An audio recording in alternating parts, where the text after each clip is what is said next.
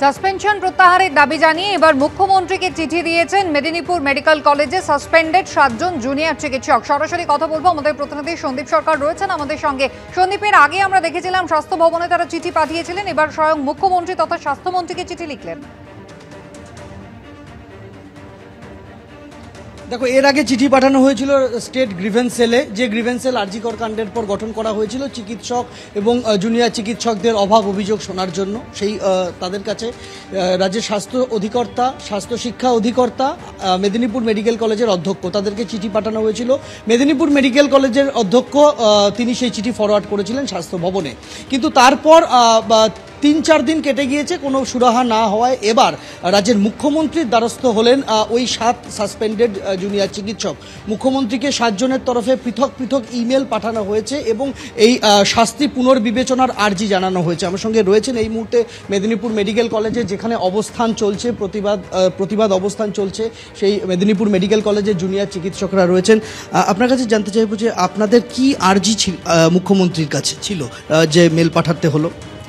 আমাদের আর্জি একটাই, যে আমাদের যে 7 জুনিয়র ডাক্তারকে সাসপেন্ড করা হয়েছে তারা তো শিক্ষানবিশ, তো তারা সেদিনকার রাত্রিবেলা সেই কাজটুকুই করেছিল এবং আমরা বরাবর সেই রকমই কাজ করেছি যেরকম আমাদের সিনিয়ররা আমাদেরকে ইনস্ট্রাকশন দিয়ে থাকে।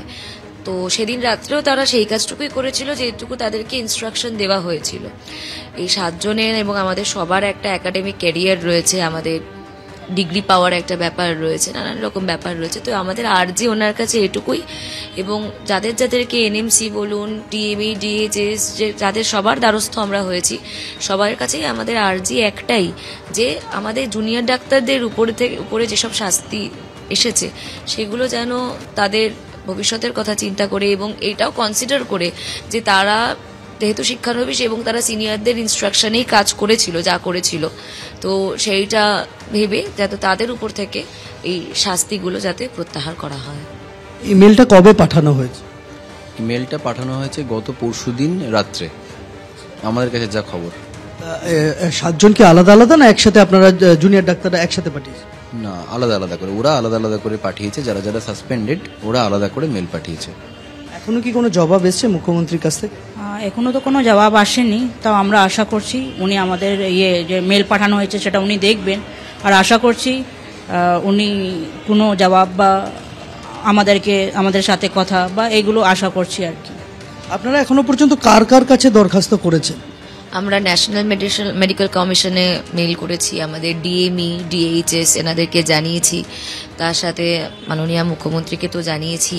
তাছাড়া আমাদের যেসব স্টেট গ্রিভেন্সেলেও এটা জানানো হয়েছে, এবং আমাদের মেডিকেল যে অর্গানাইজেশনসগুলো থাকে, যেমন আইএমএ, আমাদের অ্যানেস্থেশিয়া ডিপার্টমেন্টে যে অর্গানাইজেশন আছে, আমাদের গাইনি যেসব সোসাইটিগুলো আছে, তাদের সবাইকেই আমরা জানিয়েছি ব্যাপারটা।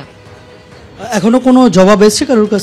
এখনো কোনো রকম কোনো জবাব সেই রকম আমরা কারোর থেকে পাইনি।